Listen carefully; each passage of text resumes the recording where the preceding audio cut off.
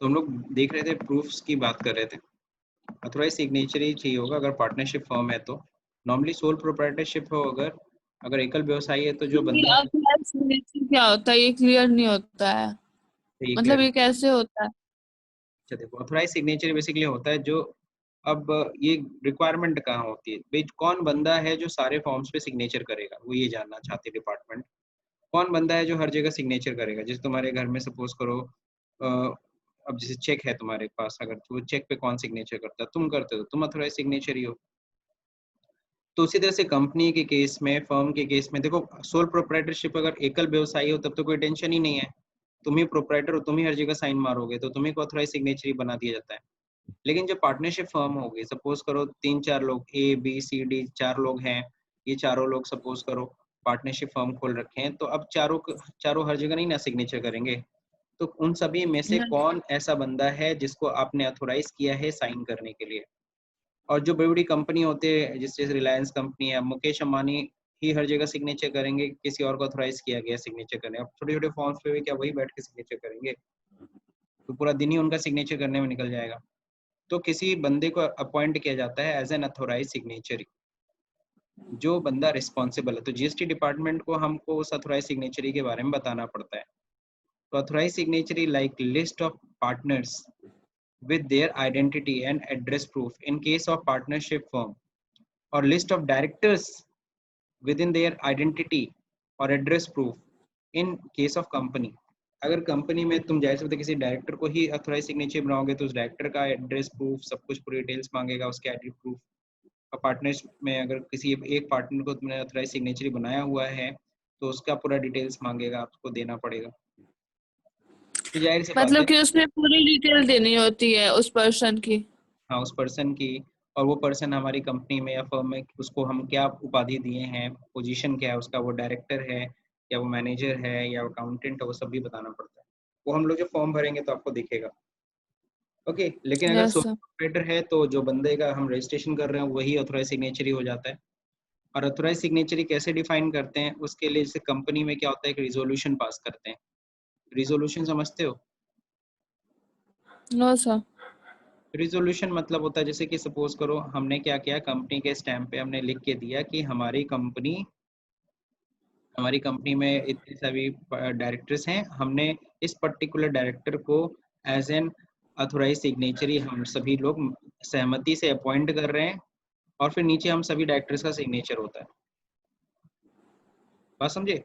इसी को रिजोल्यूशन कहते हैं। जैसे आप यस कभी कभी देखा होगा पार्लियामेंट में या संसद में जब बिल पास किया जाता है तो उसमें हाँ ना लिया जाता है, होता है कि नहीं होता है?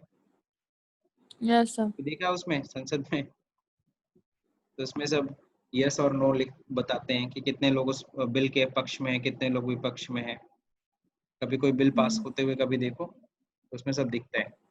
तो वहाँ तो खैर बटन होता है, दबा देते हैं, यस या नो के का बटन दबा देते हैं, उसमें आपका मिल जाता है। लेकिन यहाँ पे क्या होता है कि हम लोग एक पेपर पे लिखते हैं कि रिजॉल्व दैट कि mister this one, mister X is an authorise signatory of our company, ठीक है, and appointed and we all are, हम सभी लोग इससे सहमत हैं, और नीचे जितने लोग भी सहमत होते हैं सबके सिग्नेचर। ठीक, यस सर। जैसे तुम लोग की क्लास है, तुम लोग की क्लास में आपको पता हाँ है, आप लोग की क्लास है सभी यार। लोग। अब आप लोग चाहते हो कि आप लोग की टाइमिंग चेंज हो जाए, आप चाहते हो कि सर 9 o'clock से नहीं, हम लोग की क्लास 10 बजे से चलनी चाहिए। तो इसके लिए क्या होना चाहिए, मैक्सिमम लोग सहमत होने चाहिए ना उसके लिए।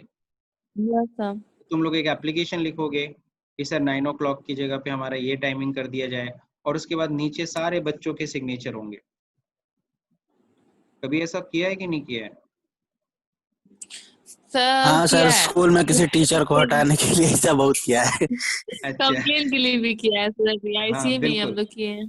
तो नीचे वो बहुत सारे सबके बच्चों के सिग्नेचर होते हैं ना। Yes sir. तो यही बस समझ लो, एक तरह से ये तुम लोग का रिजोल्यूशन था जो तुम लोग पास कर रहे थे, तुम लोग मिलकर डिसाइड कर रहे थे कि ऐसा होना चाहिए। और जो कंपनीज में डिसीजन लिया जाता है तो उसको हम लोग रिजोल्यूशन बोलते हैं। क्या बोलते हैं? रिजोल्यूशन। रिजोल्यूशन। जब कंपनी लॉ पढ़ोगे तो उसमें ये सारी चीजें आएंगी। ठीक, और किसी को कुछ पूछना है इसमें? सर कंपनीज में डिसोल्यूशन तो मतलब कंपनीज का खत्म होना ना? नहीं, डिसोल्यूशन नहीं दादा, रिजोल्यूशन, आर। अच्छा, डी नहीं, रेजोल्यूशन। डिसॉल्व कर दोगे तो खत्म ही हो जाएगी कंपनी। डिसॉल्व नहीं, रिजोल्यूशन, रिजोल्यूशन होता है उसको, रिजोल्यूशन कहते हैं। कई लोग कहते नहीं है तुमने इस नए ओके साल सर। में क्या रिजोल्यूशन लिया है, क्या शपथ लिया है, क्या मतलब सोचा है करने के लिए, तो वैसे रिजोल्यूशन बोलते हैं उसको। ठीक है, चलिए, ये क्लास डॉक्यूमेंट कितने तक रिक्वायर्ड है चलेगा? फॉर। हाँ मोहसिन बोलो। क्लास कब तक चलेगा? बस खत्म करने जा रहे हैं, रजिस्ट्रेशन ऑनलाइन वाला कल ही हम स्टार्ट कर पाएंगे, हमको लग रहा है, पार्ट भी।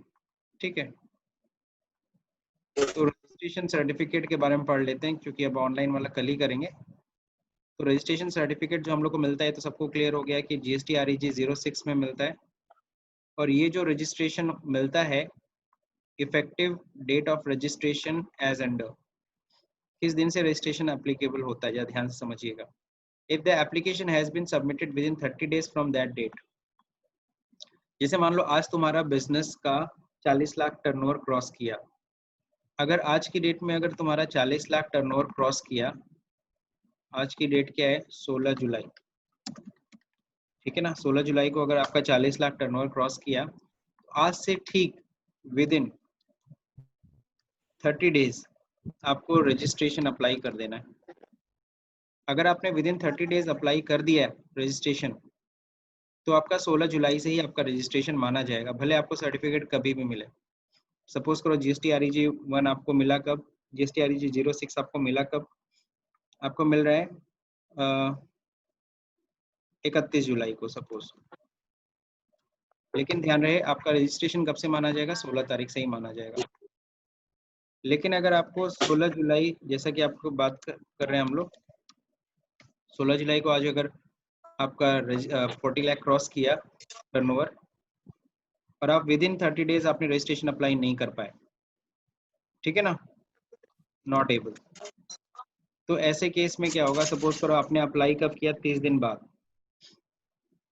30 दिन बाद आपने अप्लाई किया, आफ्टर 30 डेज लिख देता हूँ, यानी 16 जुलाई का नहीं हो गया, 15 अगस्त, यानी आपने सपोज करो 20 अगस्त को अप्लाई किया, 20 अगस्त को अप्लाई किया, तो 20 अगस्त को जब अप्लाई करोगे या जिस दिन आपको सर्टिफिकेट मिलेगा, उस दिन से आपका रजिस्ट्रेशन उस दिन से माना जाएगा, 16 जुलाई से आपका रजिस्ट्रेशन नहीं माना जाएगा। तो दिक्कत क्या होगी, सपोज 20 अगस्त को आपने अप्लाई किया, 20 अगस्त को आपका सर्टिफिकेट मिल रहा है 30 दिन बाद, तो 16 जुलाई से 20 उसका अगस्त तक की इनपुट जो नहीं ले गुड्स पाएंगे। हाँ बहुत सही, तो 16 जुलाई से 20 अगस्त तक जो आपने गुड्स की परचेजिंग की होगी, या 16 जुलाई से पहले की जो परचेजिंग होगी, 16 जुलाई के दिन का जो स्टॉक होगा, और 16 से 20 अगस्त के बीच की जो परचेजिंग होगी, उसकी ITC आप क्लेम नहीं कर पाओगे, ठीक है। और यहाँ पे आप आराम से ITC क्लेम करोगे कि आपने विद इन 30 डेज आपने अप्लाई कर दिया। तो वही चीज यहाँ समझा रहा है, if the application has been submitted within 30 days from the date on which person become is liable for registration, if the application तो वहाँ पे ये शो करेंगे कि हम 30 डेज ही हुआ है अभी हम उस गवर्नमेंट को। जैसे जिस दिन हेलो, आपका टर्नओवर क्रॉस कर रहे हैं, या जिस दिन आप लाइबल हुए रजिस्ट्रेशन करने के लिए, सपोज करो आज तुमने सर एक तो इंटरेस्ट, गवर्नमेंट को ये बात कैसे पता चलेगी कि हम आज ही 16 जुलाई को ही मतलब हो गए हैं, उसको हम वो पैन कार्ड बताएंगे से, कि हम आज। सिंपल सी अरे टर्नओवर तो आप पैन देखो, कार्ड के ट्रांजैक्शन से। अब देखो, अब इसमें तो वही देखो, सिंपल सी चीज है, जब तुम सेल करते हो तुमको पता है हर दिन का ट्रांजेक्शन तुम रिकॉर्ड करते हो, याद है जर्नल एंट्री, अब ये या सब मैं पढ़ाऊँ तुमको, जर्नल एंट्री डेली नो वाइज होती है, बैक डेटेड में एंट्री नहीं ना होती है। तो तुम पता है सबका सेल इनवॉइस बना रहे हो, टैक्स इनवॉइस बनाते हो ना, जब भी सेल करते हो टैक्स इनवॉइस बनता ही है। Yes sir.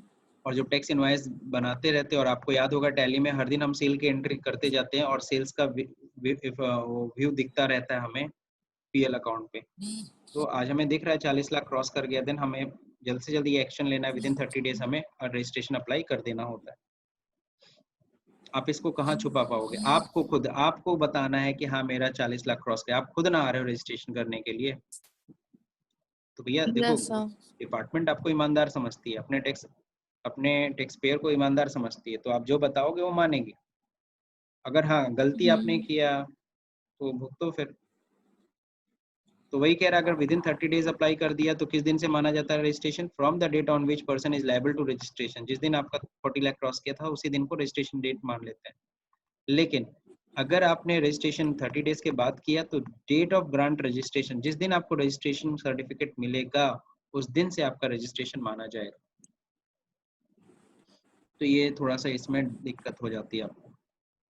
और आपका जो भी रजिस्ट्रेशन सर्टिफिकेट मिलेगा उसको करना क्या है? Every registered person shall display his certificate of registration in a prominent location of his principal place of business at every additional place of business। यानी कि आपको अपने दुकान के बाहर ऊपर बोर्ड पे तो जीएसटी नंबर मेंशन करना ही करना है, साथ ही साथ अपने दुकान के अंदर वो जो सर्टिफिकेट है उसको फ्रेम करके अच्छी जगह पे लगा दीजिए ताकि लोग उसे देख सके। ये भी जरूरी होता है। Yes. Every registered person shall display GSTIN on the name of board। Name of board समझ रहे हो? Exhibit at the entry of his principal place। यानी कि शाइन बोर्ड पे लगा देना GSTIN नंबर। आजकल लोग अपना नहीं कार्ड छपवा रहे हैं तो उसमें भी GSTIN नंबर मेंशन कर रहे हैं, तो ज़रूरी हो गया है। बस आज हम लोग ने सारा थियरी कंसेप्ट क्लियर कर लिया है। कल हम लोग बेसिकली ऑनलाइन स्टार्ट करेंगे। तो ऑनलाइन रजिस्ट्रेशन हम लोग कल से करने वाले हैं। आज के लिए इतना काफ़ी है। कुछ नई चीज़ें आप लोग को पता तो चली? बुक में थोड़ी ज्यादा है अभी, क्या चीज़? बुक में ज्यादा है अभी, अभी ऑनलाइन तक नहीं पहुंचा है। नहीं, एकदम बुक के अकॉर्डिंगली हम लोग नहीं पढ़ते हैं। जैसे आज हमने रजिस्ट्रेशन प्रोसेस की पूरी थियरी समझ ली, क्या होता है GSTREG 01, 02, 03, ताकि जब हम लोग ऑनलाइन भरेंगे तो दिखेगा तो हम समझ जाएंगे अच्छा यही तो था, ये तो हम लोग ने पहले से पढ़ रखा है। Yes. ठीक है, फिर SCN क्या होता है, फिर GST TRN क्या होता है, ARN क्या होता है, ये सब हम लोग समझ लिए। अब जब TRN आएगा तो हम लोग को, अब मेरे को वहाँ पे आपको ये नहीं बताना पड़ेगा कि व्हाट इज TRN। ठीक, पहली चीज। ठीक है। तो ये सारी चीजें अब हम लोग ने समझ ली। अब हमें सीधे रजिस्ट्रेशन के बारे में डिस्कस करना है जो हम लोग कल से स्टार्ट करेंगे। ठीक।